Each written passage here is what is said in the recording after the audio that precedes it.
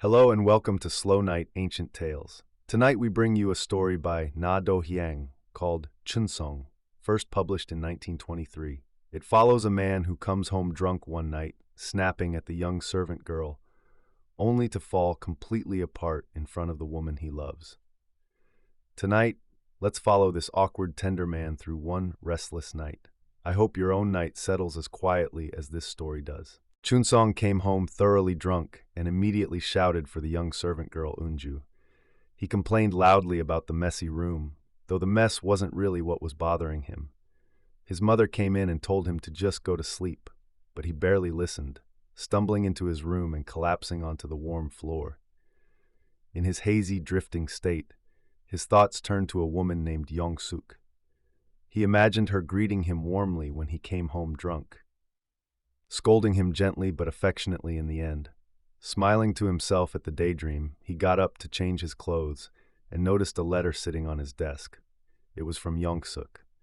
She rarely wrote to him, so his heart lifted as he carefully opened it. But as he read on, his expression darkened. The letter said something he hadn't expected, that a person without tears probably didn't have the kind of warm feeling needed to truly love someone. And so she found it hard to love him. Furious, Chunseong crumpled the letter in his fist. "Women," he muttered bitterly, "they're all foxes." But beneath the anger, there was also a tangle of hurt and longing he couldn't shake. Closing his eyes, he pictured Yeongsuk again, walking past him with a mocking little smile, and startled awake. That evening, when the servant brought his dinner, Chunseong wouldn't touch it. Instead, he began to cry. His alarmed mother came in to check on him, but he only wept like a child, refusing to explain. Then suddenly, he sprang up, threw on his clothes, and rushed out of the house despite his mother's protests. He went straight to Yeongsuk's house, but she wasn't there. 2 days passed without seeing her. She had always come out to greet him warmly before, and being turned away now stung deeply. He told himself that the next time he saw her, he would truly let her see his tears, prove to her once and for all that he wasn't a man without feeling. On the 4th day, he returned and waited by her gate. Finally, a servant came out and told him to come in. His heart lifted with hope as he stepped inside. He found Yeongsuk sitting listlessly at her piano. The room felt heavy with silence. When he quietly called her name, she turned only after a long pause, and he saw that she was crying. "I am truly a lonely person," she said, and bent over the piano keys, sobbing. Watching her, Chunseong felt his own eyes well up with tears, moved by her sorrow. But when she lifted her head and saw him crying, her tone shifted, calm, almost detached.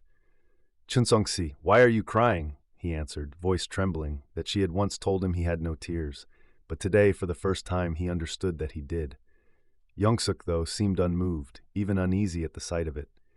She pulled back slightly and said, "I only find it sad that there's no one in this world who would cry alongside me if I needed them to. But why did you cry?" When he couldn't quite answer, she asked if he wanted to know why she herself had been crying. Then she pulled a telegram from her desk drawer and handed it to him. It was news that her father had died. Shame and frustration crashed over Chunseong at once. He realized how foolish his own tears had been. Yeongsuk had simply been grieving, with no one to turn to, and he had completely misread it as something else. Carefully, he asked, "Then, was the letter you sent me sincere?" She nodded quietly. "I'm not someone who mocks people." Then she opened a drawer, pulled out his photographs and letters, and set them all in front of him. "Take them. Take all of it back." Chunseong left her house feeling as though he'd been thrown out. Walking away, his face burning with a mix of emotions, he finally muttered to himself, "Fine then, I'll go drink." He found a tavern and called over a friend, pouring out the whole story, his tears, and how they had turned out to be over her father's death rather than anything else. His friend burst out laughing.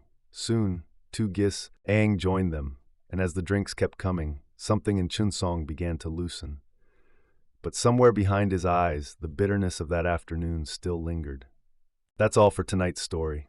A man who thought he had no tears, undone in a single evening by misunderstanding, embarrassment, and a grief that was never really his to claim. It leaves you thinking how hard it really is to understand someone else's sorrow. Set your own heavy thoughts down for tonight, and let sleep carry you gently away. Have a warm night. Sleep well.